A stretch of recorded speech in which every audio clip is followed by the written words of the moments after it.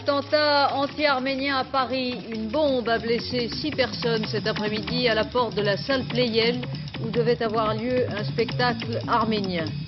Toujours des affrontements en Nouvelle-Calédonie. Les indépendantistes forment un gouvernement provisoire. 5 anciens premiers ministres gaullistes en appellent au chef de l'État pour que soient respectées les institutions et le processus démocratique. L'Uruguay fête son retour à la démocratie. Pour la première fois après 11 ans de dictature militaire, des élections générales ont lieu aujourd'hui. Stade de deuxième, les derniers résultats et les dernières images de la journée sportive dès 20h20. Madame, monsieur, bonsoir. 6 personnes ont été blessées cet après-midi en plein Paris, aux abords immédiats de la salle Pleyel. Un gala arménien devait y avoir lieu 1 heure plus tard. Une bombe a explosé contre la façade peu avant 16 heures. Pascal Guimier. Salle Pleyel à Paris vers 16 heures. Une bombe, apparemment déposée à même le trottoir, explose. 6 passants sont atteints, dont un grièvement. Aucun policier n'était présent devant la salle où devait avoir lieu, 1 heure plus tard, un spectacle arménien. Donc on a entendu une grosse explosion qui s'entendait très loin, puisqu'on l'a entendu du côté de la cour intérieure. Je me suis précipité donc vers ce balcon qui donne sur toute la rue.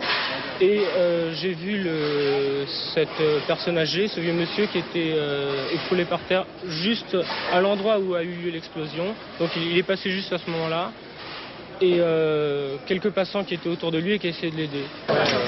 17 organisations culturelles célébraient le 64e anniversaire de la République socialiste soviétique d'Arménie. 2000 personnes étaient attendues pour ce gala qui a lieu tous les ans, à la même date et dans la même salle. Eh bien, nous disons d'abord que c'est un acte qui met en évidence les nombreuses contradictions et notamment ceux qui cherchent à diviser la colonie arménienne. Là, il est clair que c'est l'amitié franco-arménienne qui est visée, et par-dessus encore l'amitié franco-arménienne, c'est l'amitié entre les hommes et puis la paix. L'attentat de ce soir n'a pas encore été revendiqué, mais pour Arat Toranian, leader du mouvement national arménien, c'est toute la communauté arménienne qui était visée. Ce genre d'action ne saurait entamer notre motivation à poursuivre notre lutte pour la réalisation de nos droits. Votre lutte, c'est une Arménie libre et indépendante? Notre lutte, c'est la libération de nos territoires occupés. C'est la reconnaissance d'un fait historique. C'est une lutte pour la dignité et pour la liberté. Le gala de ce soir a d'abord été reporté à 20h, puis finalement annulé. Tous les Arméniens sont rentrés chez eux, avec dans la tête ce bilan, 6 blessés, dont un dans un état grave. Cet attentat s'inscrit dans une trop longue série d'actes de terrorisme et de représailles auxquels se livrent sur le sol français et ailleurs, tantôt des Turcs, tantôt des Arméniens, qui poursuivent ainsi, génération après génération, leur sanglante querelle. La situation en Nouvelle-Calédonie devient de plus en plus explosive, tant sur le terrain que sur le plan politique. Dans l'archipel, les indépendantistes kanaks ont mis sur pied un gouvernement provisoire qui défie ainsi le gouvernement légal issu des élections de dimanche dernier, qu'ils avaient boycotté, gouvernement qui défend l'appartenance à la France. 5 anciens premiers ministres gaullistes, messieurs Debré, Couve de Murville, Chaban-Delmas, Mesmer et Chirac, ont lancé ce matin ensemble un appel solennel au chef de l'État pour que les institutions soient respectées et que Paris n'accélère pas le processus d'indépendance rejeté selon eux par la majorité des habitants. Sur le terrain, des affrontements ont eu lieu la nuit dernière encore et le sous-préfet des îles Loyauté est toujours aux mains des militants indépendantistes à Lifou. Dominique Laury. Bâtiments incendiés, gendarmerie occupée, les incidents se sont multipliés tout au long du week-end. Dans le nord de l'île, la résidence de l'un des ministres du gouvernement territorial est incendiée. Sur la côte nord-est, des brigades de gendarmerie sont occupées par des membres du FLNKS. Mais c'est surtout dans le sud que la situation s'est dégradée. Un hôtel est entièrement détruit, ainsi que des bâtiments agricoles. Des barrages bloquent tout moyen de communication depuis près d'une semaine. C'est une action de solidarité envers nos frères qui sont en prison, qui sont accusés d'inculpés, et aussi nos frères qui se battent dans notre région. Depuis jeudi, dans l'île de Lifou, le sous-préfet Jean-Claude Damar est prisonnier par les militants du Front de libération kanak socialiste. Pour le relâcher, ils exigent que le gouvernement français accède à leurs revendications, notamment l'annulation des élections du 18 novembre. Une escalade qui a poussé M. Ukawe, le président du gouvernement territorial, proche du RPR, mis en place à l'issue des élections de dimanche dernier, à lancer un appel au gouvernement. Le gouvernement du territoire que je préside vous met solennellement en demeure de prendre des dispositions pour que la paix civile soit rétablie dans les plus brefs délais.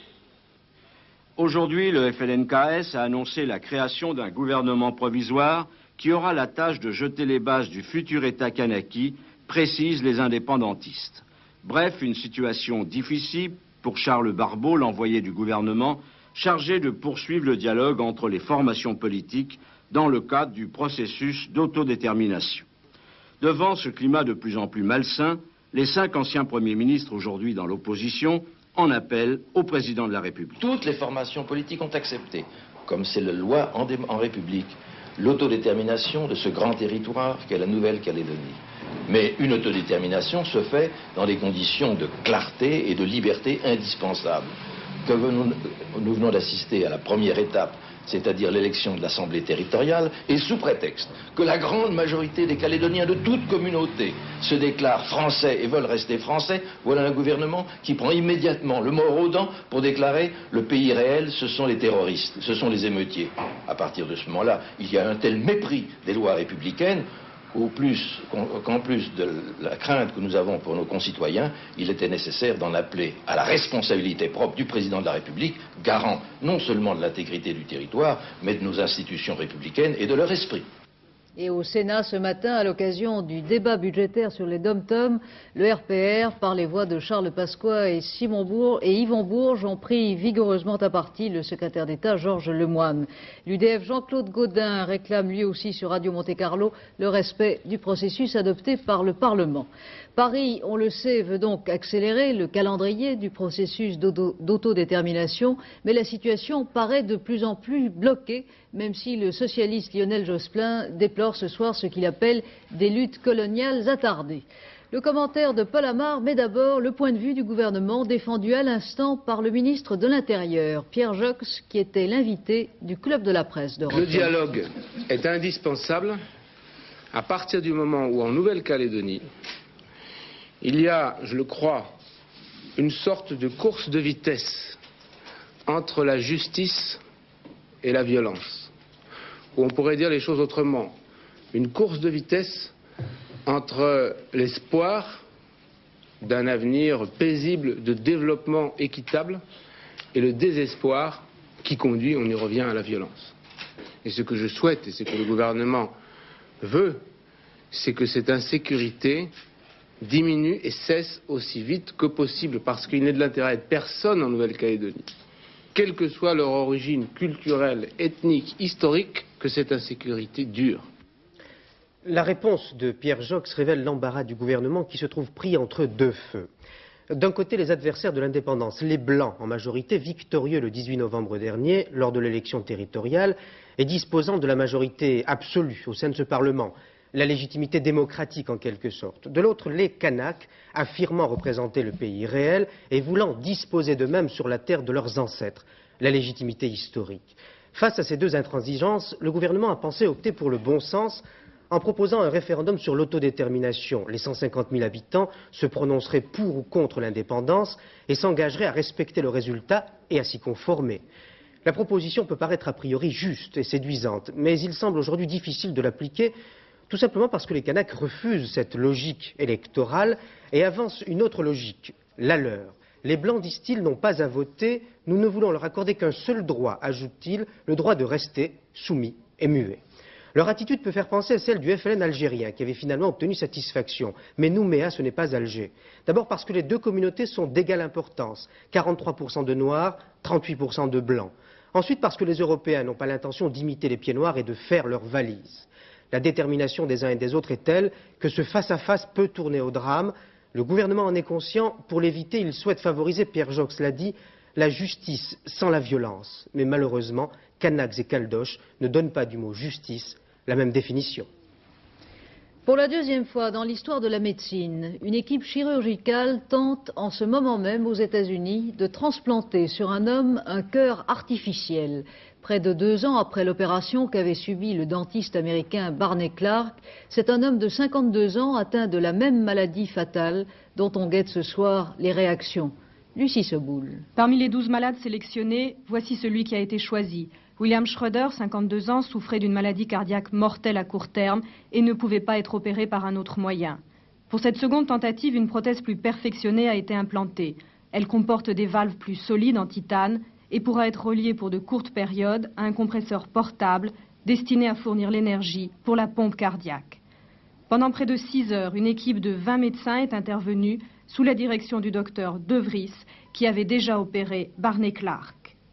L'hôpital Audubon, qui appartient à un groupe hospitalier privé très puissant aux États-Unis, n'a rien laissé au hasard. Il a dépensé plusieurs milliers de dollars pour l'installation de la salle de presse. Mais les médecins, pour l'instant, ne sont pas sûrs que le malade puisse retrouver un jour une vie normale. Rien ne leur permet, disent-ils, d'être totalement optimistes.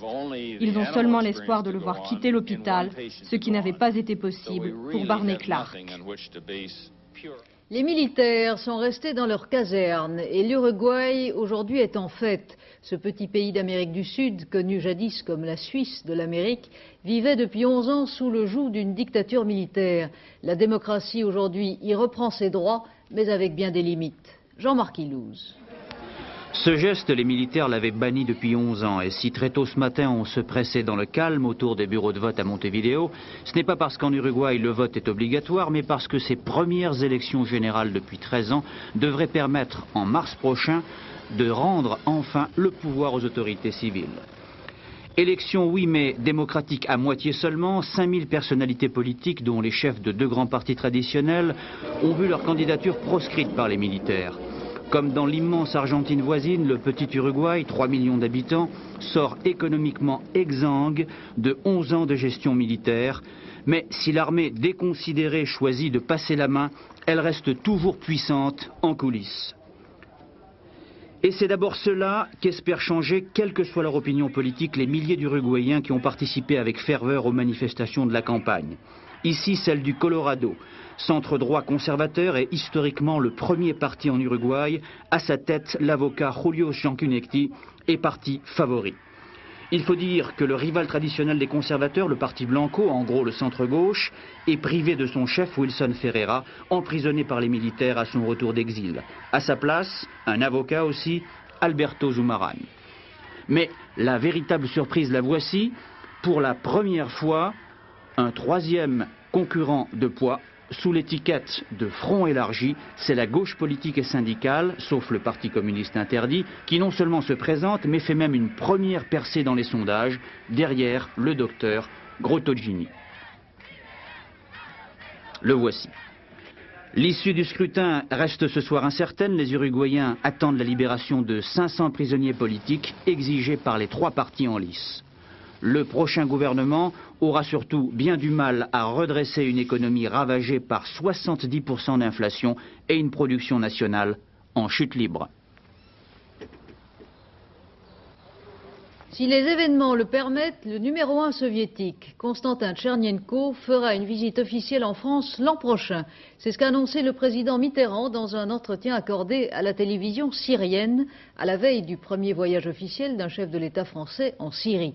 Demain, le président français partira en effet pour Damas, une visite qui souligne le rôle clé joué au Proche-Orient par la Syrie et par son maître, Hafez el-Assad, qui célèbre aussi le 14e anniversaire de son arrivée au pouvoir. Gérard Sebag. Janvier dernier, dans une rue de Damas, c'était presque une résurrection pour Hafez el-Assad. Cette sortie faisait suite à 3 mois de silence. Beaucoup le disaient mort à la suite d'un attentat. En réalité, il venait de subir une très grave intervention chirurgicale. Général d'aviation, il s'empare des rênes de la Syrie à la suite d'un coup d'État en 1970.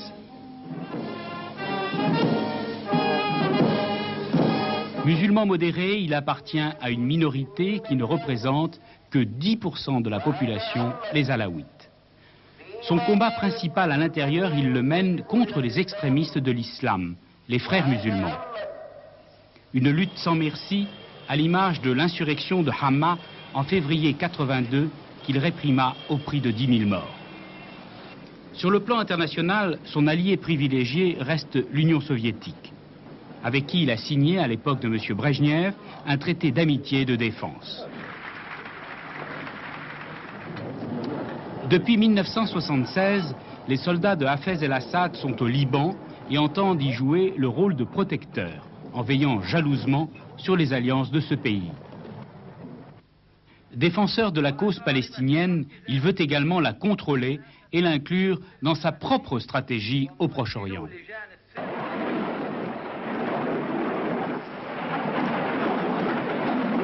Il n'hésitera pas à combattre par personnes interposées Yasser Arafat dans les rues de Tripoli, créant ainsi la scission au sein de l'OLP. Yasser Arafat, ancien allié, est devenu l'un de ses ennemis qu'il tente d'écarter avec acharnement. Dans ses rapports avec la France, il reste très ambigu. Certaines sources affirment que des Syriens auraient été impliqués dans l'assassinat en 1981 de Louis Delamarre, l'ambassadeur de France à Beyrouth. Il était également violemment contre la présence militaire française au Liban. Hafez el-Assad, un personnage controversé certes, mais qui joue au Proche-Orient un rôle essentiel. Les Français sont déçus par la politique étrangère du chef de l'État. D'après le sondage que publiera demain le magazine Le Point, 44% des Français se déclarent mécontents et 28% satisfaits. C'est l'affaire tchadienne qui est le plus nettement condamnée. Au chapitre politique, fin aujourd'hui à Nancy du congrès du Parti radical valoisien. Le plus vieux parti de France ne compte plus qu'un seul député, mais veut donner l'exemple de l'unité de l'opposition. Jean-Louis Le Senne. Nous voulons de toutes nos forces la victoire de l'opposition. Mais il est important que l'opposition ne se laisse pas enfermer dans un ghetto droitier. Nous ne nous laisserons pas entraîner dans cette dérive droitière, extrême droitière, que le gouvernement voudrait donner au débat politique. 1986, il est difficile pour les radicaux valoisiens de voir plus loin dès aujourd'hui, écartelés qu'ils sont entre les différents présidentiables. André Rossino trouve en Raymond Barre la stature qui lui convient, Didier Bariani voit en Jacques Chirac le fonceur qu'il voudrait être, Michel Durafour sait se souvenir qu'il a été ministre de Giscard, quant à Yves Galland, il a à Strasbourg pour Simone Veil les yeux de Rodrigo. Ajoutons que ce parti radical arrive à regrouper des personnalités aussi contraires que Jean-Charles Lignel, patron de Choc du Progrès de Lyon, et Jean-Pierre Bloch de François, groupe Persan. Dès lors, il suffirait de presque rien pour renforcer l'image du parti radical, parti fourre-tout. Seulement, ce serait oublier que la recette semble être bonne, puisqu'elle dure. C'était ici, à Nancy, le 84e congrès du parti radical. Le Conseil national du Front national se réunissait de son côté à Annecy pour préparer les prochaines cantonales de mars 85. Jean-Marie Le Pen entend inscrire ces cantonales dans le cadre d'une stratégie de prise du pouvoir, selon son expression, et souhaite présenter un candidat de son parti dans chaque canton renouvelable. Selon un sondage débattu aujourd'hui par le congrès de la LICRA à Paris, 22% des Français seraient plutôt d'accord avec Jean-Marie Le Pen sur les problèmes de l'immigration. Attentat à l'explosif ce matin contre une gendarmerie en construction à Lecumberri dans les Pyrénées-Atlantiques. Attentat revendiqué par le groupe basque Iparretarak. Et en Haute-Corse, 5 attentats à l'explosif la nuit dernière qui n'ont fait que des dégâts matériels. L'Église catholique et la France comptent 2 saints de plus. Le pape Jean-Paul II a célébré ce matin au Vatican la messe de béatification d'un Espagnol et de 2 Français. Jean-Claude Darigo. Aujourd'hui, après les travaux de 50 ans de vie, c'était la gloire pour Daniel Brottier, le missionnaire du Saint-Esprit, proposé aux chrétiens du monde comme un exemple par le pape Jean-Paul II. On l'appellera désormais le bienheureux Daniel Brottier, on le priera officiellement comme un saint, surtout dans les maisons de l'œuvre des orphelins d'Auteuil, dont il fut, il y a 60 ans, le rénovateur. Rien apparemment ne le préparait à pareille tâche. Missionnaire spiritain en Afrique, aumônier militaire, il accepte par obéissance de prendre en charge ici en France des gosses un peu perdus en apprentissage dans une institution qui bat de l'aile. Grâce à lui, tout va reprendre vie, Pour ses enfants, comme il les appelle, il va utiliser les moyens les plus modernes de sensibilisation. Les orphelins d'Auteuil, on va les connaître par les journaux et la publicité. Une chaîne d'amitié naîtra qui suscitera finance et dévouement. Le père Brottier ouvrira des maisons nouvelles, créera des ateliers et même un cinéma. Il mourra épuisé en 1936, laissant derrière lui une œuvre qui compte en 1984 3400 jeunes en formation et 300 000 bienfaiteurs. 22 maisons perpétuent le souvenir de Daniel Brottier et continuent son travail. On y accueille toujours en priorité les jeunes sans famille et les cas sociaux. La Somalie rejette les exigences des pirates de l'air qui depuis hier détiennent une centaine de personnes en otage sur l'aéroport d'Addis Abeba en Éthiopie. Ils menacent maintenant d'exécuter tous les passagers. Mystérieuse explosion ce matin à Montréal au Canada, 4 morts, 8 blessés dans un immeuble du centre de Montréal. Changeons de registre et essayons de rire. Le rire de Thierry Leluron, qui se produit en ce moment au théâtre du Gymnase à Paris, fait grincer bien des dents. Le Luron, nouvelle manière Adolphe Glandu, passe les bornes, a même déclaré le Premier ministre, après avoir eu écho de la prestation du persifleur professionnel à Champs-Élysées il y a quelques semaines. France Roche explore le registre et les limites du comique et de la polémique. Avant la générale, Maître Dreyfus, avocat de Thierry Leluron, s'attend à quelques nouveaux procès. Son client, lui, collectionne les unes de magazines que lui ont valu sa polémique avec M. Fabius. Vous savez, quand Hallyday passe au Zénith, ou Silverton au Palais des Congrès, ou d'autres spectacles, c'est des budgets de 1 million, 2 millions de francs, facilement. Bon, ben moi, j'ai dépensé à peine le quart. Simplement, j'ai eu la chance que le Premier ministre vienne me porter la polémique, ce qui a intéressé tous vos confrères qui m'ont donné la couverture de Paris Match, de Télé 7 jours, de Téléstar, de VSD, du Journal du Dimanche, de François. Ça, j'ai eu beaucoup de couvertures. Je crois que j'aurai pas froid cet hiver. Faut vous dire, monsieur, que chez les papas, on ne vit pas, monsieur, on ne vit pas. On trahit. Sous Giscard d'Estaing, j'ai eu 2 contrôles fiscaux. Le secrétaire général de l'Élysée, François-Paul de Combray, avait téléphoné à Régine pour lui dire qu'est-ce qu'il a ton ami Leluron, il est devenu fou ou quoi, il faudrait qu'il se calme. Eh bien, cette année, j'ai eu aussi un contrôle fiscal et puis les attaques du Premier ministre. Enfin, je voudrais pas me prendre pour Lenny Bruce, mais je suis assez content que tous les pouvoirs, finalement, m'en veuillent. Qui vient de m'envoyer une boulette? C'est encore Chesson, dès qu'il y a une boulette à faire. Chesson ne la rate pas, merci monsieur Chesson. J'ai un procès en préparation là, avec Jean-Marie Le Pen. Je pense que je le perdrai d'ailleurs vraisemblablement parce que là encore le fait que Jean-Marie Le Pen ait été condamné pour apologie du nazisme et propagande de chants hitlériens quand il était éditeur de disques, ça remonte à plus de 10 ans et on n'a pas le droit d'en parler. Donc. Mais on vous reproche justement de jouer Maréchal Vous Voilà en scène, d'inciter au racisme, au fascisme. Ce sont des accusations qui ne tiennent pas. J'ai reçu une lettre très jolie de Pierre Bloch, qui est le président de la LECRA, pour me dire d'ailleurs son étonnement de trouver aujourd'hui des gens qui m'accusent de racisme et qui étaient ceux-là même qui applaudissaient très fort quand je me moquais des diamants de Giscard d'Estaing. Depuis 15 ans que je fais ce métier, que mes cibles, c'est un peu le tir au pigeon, si vous voulez. J'ai le même fusil. C'est les pigeons qui changent.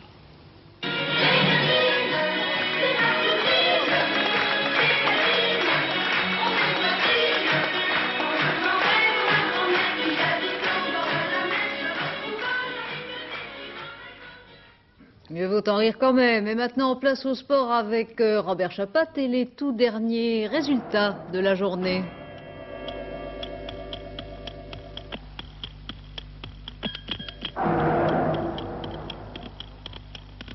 En Italie, avant l'ouverture de la Coupe du Monde. Et déjà l'Allemande Maria Epley et la Suissesse Erika Hess sur le podium avec l'Italienne Paoletta Magoni.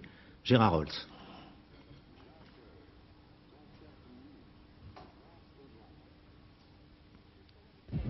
Gérard Rolls, il est rentré d'Italie. Un slalom hécatombe pour se lever de rideau de la saison, comptant non pas pour la Coupe du Monde, mais pour les World Series. 58 concurrentes au départ, 17 concurrentes classées seulement à l'arrivée. La visibilité était excellente, mais la neige était dure. Très dure même pour les Françaises. Un festival d'abandon, Carole Merle, Hélène Barbier, Anne Fleuret, Christelle Guignard, éliminées. Seule Perrine Pellen s'en est bien tirée, elle termine 5e. La première, la voici, Maria Eplé, 1 minute 25 secondes au total des deux manches, c'est-à-dire 1 seconde 29 centièmes d'avance sur la seconde, la Suissesse Erika Hess. En 49 portes, l'Allemande de l'Ouest a rappelé qu'il ne faudra pas l'oublier pendant cette saison. Véritable ouverture du portillon pour la Coupe du Monde. 1er décembre, Courmayeur chez les dames. 2 décembre, Sestrière chez les hommes.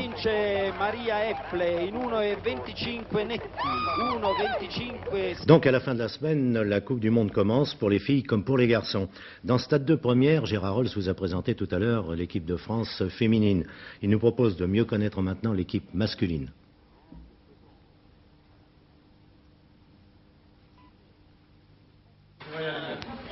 Football, une équipe de France qui réussit, elle a confiance, elle obtient des résultats. Ski, une équipe de France qui doute, qui n'obtient pratiquement aucun résultat. Bref, l'une chante, l'autre pas. Bouvet, une médaille à Sarajevo, tout autour, le désert. Question, que manque-t-il aux skieurs tricolores? Peut-être un peu de confiance. Et qu'il nous manque un peu de résultats pour obtenir cette confiance. C'est peut-être aussi un manque de confiance, comme on dit.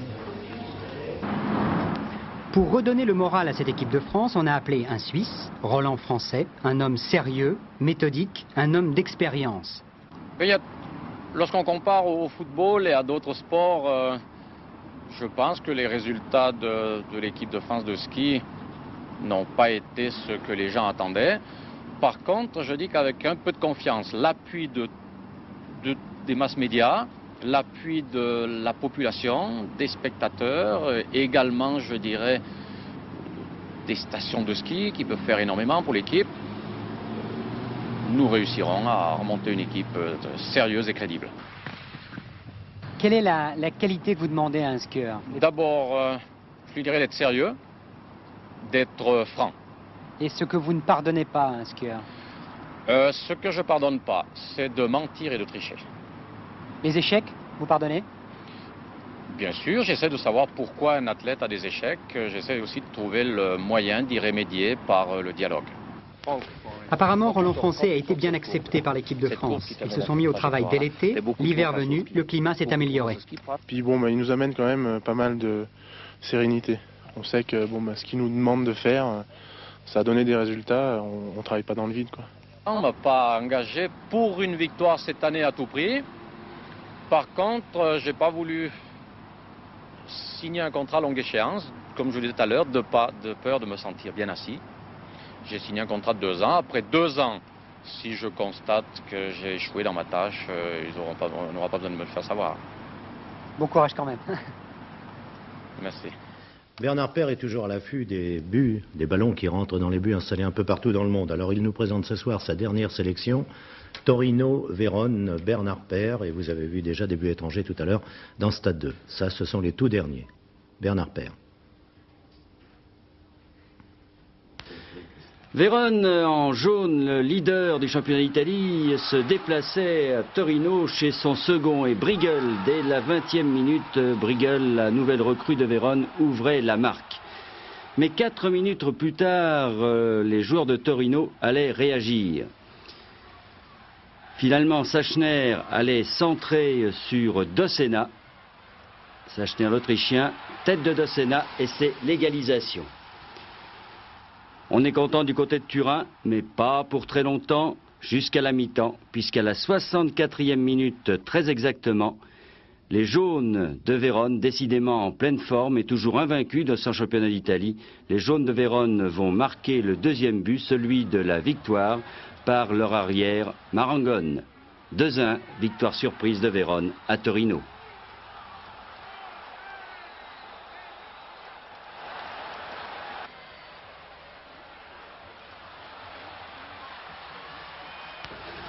Malgré quelques attaques très dangereuses de la part de Torino, et notamment de Scossa ici bien malheureux. Dax-Agen, le match de rugby du jour et le rallye de Grande-Bretagne, appelé plus communément le RAC pour le championnat du monde. C'est un programme réservé à Daniel Cazal.